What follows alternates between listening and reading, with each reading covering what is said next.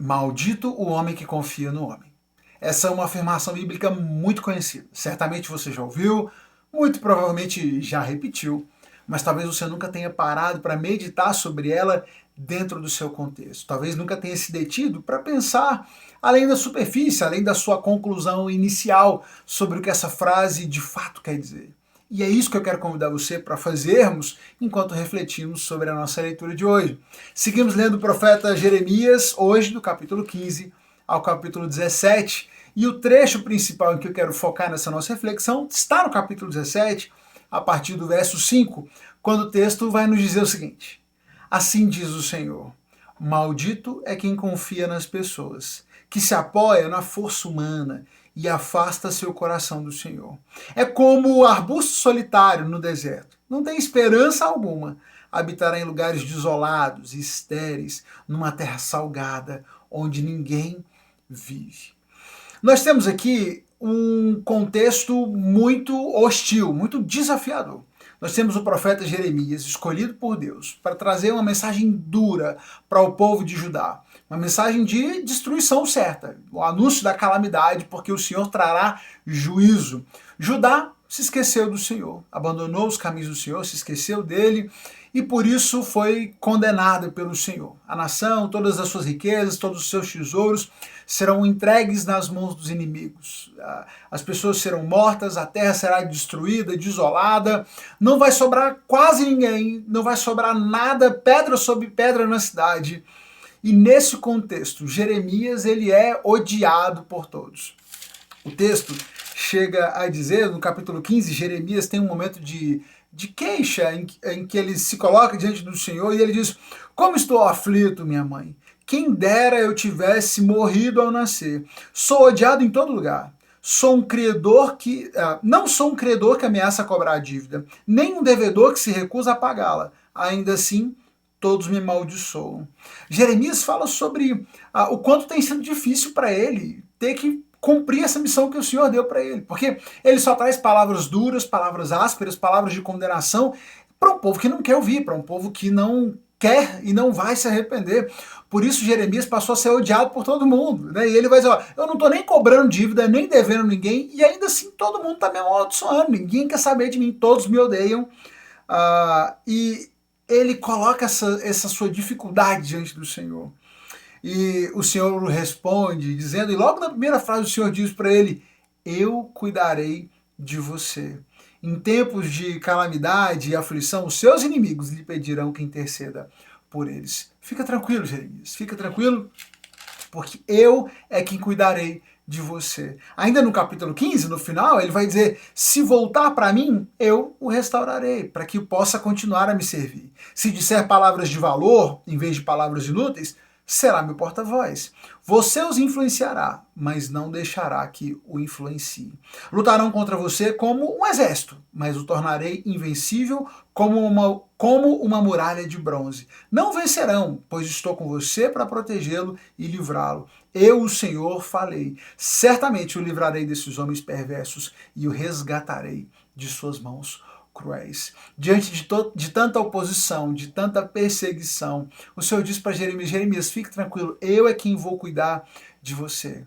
No seu cansaço, na sua fraqueza, se você se voltar para mim, eu vou te restaurar. Enquanto você estiver dizendo palavras úteis, você vai ser o meu porta-voz. Enquanto eu estiver dizendo palavras de valor, ao invés de dizer palavras inúteis, você estará comigo, será meu porta-voz. Você vai influenciar essas pessoas, mas você não vai ser influenciado por elas. Ainda que elas se levantem para lutar contra você, com exércitos poderosos, fique tranquilo, porque eu vou te proteger.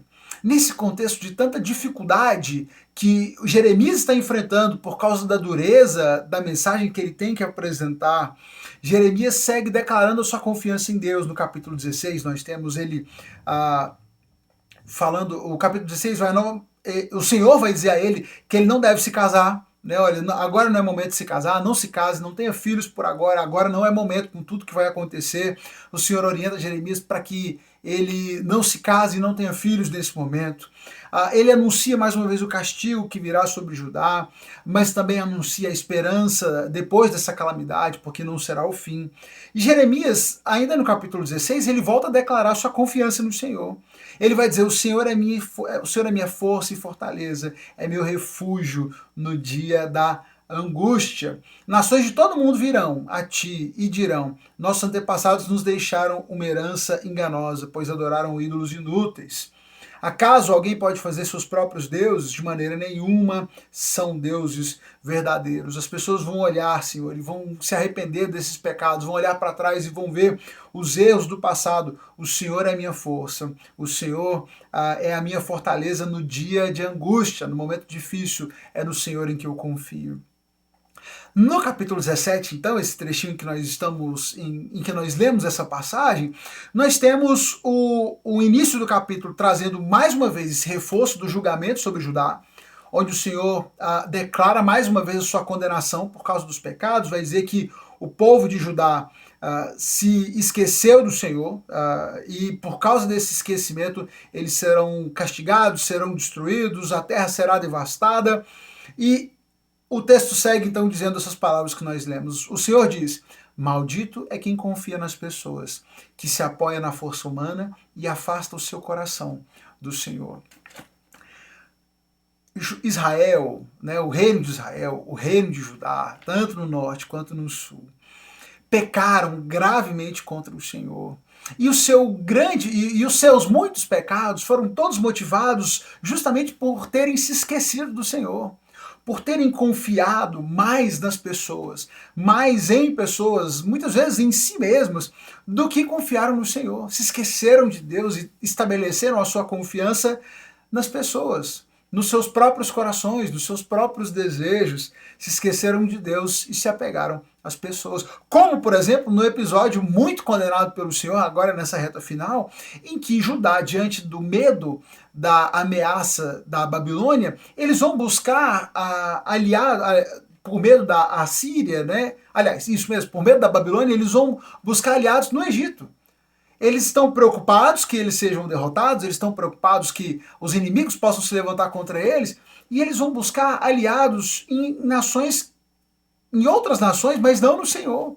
E o Senhor fica indignado com isso e manda o profeta para dizer: quem foi que mandou vocês fazerem aliança com o Egito? Por que vocês não clamaram a mim? Quantas vezes eu já libertei, já protegi vocês, e vocês foram buscar aliança com o Egito, confiar no Egito? Porque vocês confiaram neles e não em mim, vocês serão castigados. O reino de Israel, o reino de Judá, tantas vezes falharam, porque depositaram sua confiança em pessoas. O problema, e o texto, e o Senhor vai dizer isso, é que quem se apoia na força humana e afasta o seu coração do Senhor, ele acaba sendo como um arbusto solitário no deserto. Não tem esperança alguma. Habitará em lugares isolados, estéreis, numa terra salgada, onde ninguém vive. Aquele que deposita sua confiança no homem, o homem que confia no homem, que deposita sua confiança em outra pessoa, ele vai estar sempre fadado à decepção. Porque a verdade é que o ser humano não é digno desse nível de confiança. E aqui é bom a gente entender que o texto não está defendendo ou falando sobre um estilo de vida de desconfiança geral. Eu não confio em ninguém, não tenho amigos, ninguém se aproxima de mim. A Bíblia bem nos diz: maldito o homem que confia no homem. Então eu estou sempre desconfiado de tudo e de todos, não tenho amigos, ninguém se aproxima, eu só confio em mim mesmo. Não é sobre isso que o texto está falando. O que ele condena não é que você tenha alguém de confiança, alguém que você compartilhe o seu coração, que você traga para perto no seu ciclo de amizades. Não é sobre essa confiança. É sobre a confiança que coloca em alguém a capacidade de trazer salvação, de trazer resolução, de proteger, de livrar dos problemas. Essa confiança só devemos colocar no Senhor, porque Ele é o único que pode entregar. Ele é o único, de fato, em que nós devemos confiar e é capaz de fato, nos proteger, nos guardar de todo mal, de qualquer pessoa e em toda circunstância. Aquele que deposita a sua confiança, essa confiança ampla da vida Em outras pessoas, certamente, uma hora vai ser frustrado e vai se ver assim como um arbusto solitário no deserto. Ao contrário daquele que confia no Senhor. Ele segue dizendo no verso 7, feliz é quem confia no Senhor, cuja esperança é o Senhor. É como uma árvore plantada junto ao rio, com raízes que se estendem até as correntes de água. Não se incomoda com o calor. Suas folhas continuam verdes, não teme os longos meses de seca e nunca deixa de produzir frutos. Feliz, se por um lado aquele que confia em outras pessoas, que deposita sua confiança em pessoas é maldito, feliz é aquele que confia no Senhor. Esse que confia no Senhor, ele é como uma árvore que está plantada junto ao rio. As raízes se estendem ali por baixo da terra até essas correntes de água. E ele não vai se incomodar, então, nos dias de calor. Quando o sol estiver queimando, ela não vai se abalar, porque ela tem uma fonte inesgotável de água. Quando a chuva parar de cair e a seca se abater, ela também não será abalada, porque as suas raízes estão sendo alimentadas por essa corrente d'água. Ela não se incomoda com o calor, não se incomoda com a seca, suas folhas nunca caem, ela nunca deixa de produzir frutos. E é interessante essa colocação do texto, porque às vezes as pessoas têm a sensação de que confiar no Senhor significa não passar por dificuldades. Eu estou confiando em Deus, então eu não vou passar por dificuldades. Inclusive, muita gente entra em crise por estar confiando em Deus e passar pelos momentos de dificuldade. Pô, Deus, mas eu estava confiando tanto, como é que o Senhor permitiu que isso acontecesse? A palavra de Deus nunca nos prometeu uma vida isenta de dificuldades. O que ele nos garante é que, ainda que a seca venha, e ela virá, haverá momentos de seca, nós nunca estaremos desprovidos dessa força, dessa água tão necessária, dessa fonte de vida. Estaremos sempre ligados à fonte de vida que é o Senhor, mesmo que estejamos passando pelo tempo de seca, mesmo que o sol esteja forte, mesmo que o sol esteja queimando, estaremos nutridos e sustentados no Senhor. Essa é a diferença daquele que confia no Senhor e daquele que confia nos homens. Quem confia nos homens nunca vai ter essa fonte. E quando as coisas apertarem, quando as condições atmosféricas mudarem, o sol vier forte, a seca vier, ele não vai encontrar aquilo que precisa em outras pessoas. Ele estará sozinho, sem ter em quem se apoiar. E é por isso, inclusive, que nós vamos ver o quanto Jeremias ele é capaz de permanecer e de prevalecer, apesar das dificuldades que ele está enfrentando, apesar da oposição que ele já enfrentou e vai continuar enfrentando ao longo dessa leitura. Nós vamos ver isso, os obstáculos que ele ainda vai enfrentar, mas em tudo isso ele confia, porque ele tem dependido do Senhor, ele tem sido fortalecido pelo Senhor. O texto segue dizendo, o coração humano é mais enganoso que qualquer coisa, e é extremamente perverso. Quem sabe o quanto de fato é mal? Eu, Senhor, examino o coração e provo os pensamentos. Dou a cada pessoa a devida recompensa, de acordo com as suas ações. O coração humano, e aqui quando o texto bíblico fala sobre o coração humano, nós temos... nós quando falamos de coração, estamos falando muito sobre sentimento, né? Mas o texto bíblico, quando fala de coração, está falando sobre a essência, sobre esse eu interior, quem você é de verdade, essa autenticidade, né? Está falando daquilo que você é no mais profundo. E ele vai dizer que o coração humano, ele é enganoso. Ele é enganoso e qualquer coisa, ele é mais enganoso que qualquer coisa e ele é extremamente perverso. Por isso, confiar em outra pessoa, depositar a confiança de uma vida em outra pessoa é algo tão sem sentido e certamente acabará em frustração. E por isso devemos confiar somente no Senhor. E talvez você está me ouvindo falar isso e está bem tranquilo. Pastor, o que é isso? Eu sempre entendi isso, eu vivo assim, a minha confiança está em Deus, tudo posso naquele que me fortalece. E na sua cabeça, talvez esteja tudo certo, e você de fato confie no Senhor e não deposite sua confiança nos homens. Mas eu quero te convidar a pensar sobre isso de uma forma um pouco mais detida e analisar o quanto isso de fato é real. Porque muitas vezes somos muito prontos a dizer a nossa confiança, mas de fato a nossa motivação e essa verdade do coração, ela só salta mesmo, ela só é evidente mesmo quando as situações são difíceis, quando as situações são complicadas. Deixa eu pegar um exemplo que eu estou vivendo. Você está desempregado, tá aí, saiu do trabalho que você tinha, está aguardando uma oportunidade de emprego. Me diz uma coisa, qual é o seu primeiro contato? Qual a primeira pessoa a quem você recorre? Você recorre ao Senhor e clama ao Senhor e deposita sua confiança no Senhor? Ou o seu primeiro pensamento é, deixa eu fazer uma lista aqui de todo mundo importante que eu conheço, todo mundo que tem contatos, onde é que eu posso ter uma indicação para quem sabe eu consiga garantir alguma coisa? Muitas pessoas vão passar meses batendo de porta em porta, entregando currículo de porta em porta, depois de que tudo der errado e nada der certo, ô Senhor, me ajuda que eu preciso tanto desse emprego. Quando a doença vem, quando a enfermidade bate na porta da sua casa, o seu primeiro clamor, a sua primeira busca é ao Senhor, o seu primeiro movimento é em direção a Deus, clamando por saúde, clamando por cura, confiando nele, depositando nele sua confiança, ou a primeira coisa que você faz é ligar para aquele amigo médico que tem outros médicos para indicar, para saber quem é o melhor profissional que vai poder resolver o seu problema. Pastor, tem problema eu conversar com amigos que possam me indicar para uma vaga? Tem problema eu procurar um médico para me orientar? É claro que não.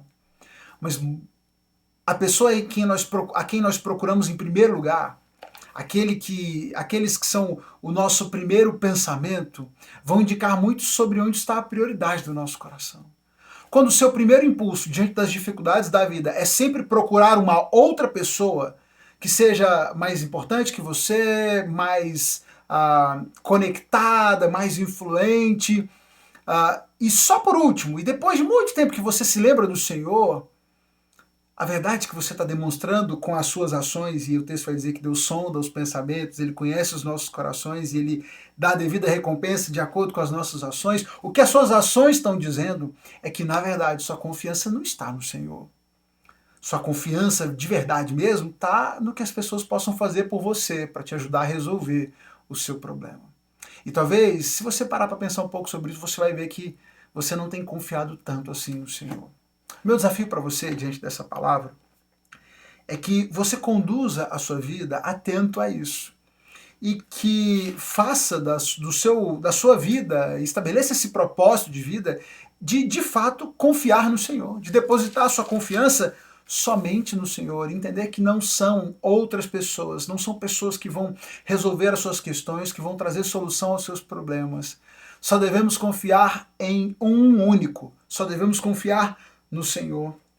Só Ele pode nos guiar, só Ele pode cuidar de nós, nos livrar dos nossos problemas e, inclusive, só Ele pode nos sustentar, mesmo quando Ele não nos livrar dos nossos problemas. Porque talvez essa vaga de emprego não venha no primeiro mês, no segundo, na primeira tentativa, na quinta.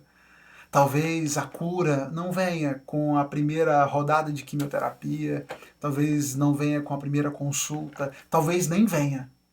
Mas em todo esse tempo, mesmo que o sol queime forte lá em cima, mesmo que a seca se abata sobre toda a terra, aquele que confia no Senhor tem as suas raízes espalhadas e sendo alimentadas por essa corrente de água que jamais se esgota. E seremos sempre sustentados pelo nosso Senhor, mesmo em meio às dificuldades. Sejamos felizes, depositando a nossa confiança no Senhor, em todo tempo no Senhor. Feliz é quem confia no Senhor, cuja esperança é o Senhor. Que Deus abençoe a sua vida, a sua família, deposite sua confiança nele. Clique aqui na setinha, manda esse vídeo para um amigo, manda para um familiar, compartilhe com alguém que possa ser abençoado por essa reflexão. E vamos juntos, vamos seguir confiando no Senhor, confiando na sua provisão em todo o tempo. E vamos seguir lendo, vamos lendo o livro do profeta Jeremias, aprendendo cada vez mais com ele. Amanhã a gente segue lendo então o capítulo 18 em diante. Volta aqui porque nós temos toda noite mais uma reflexão. Deus te abençoe.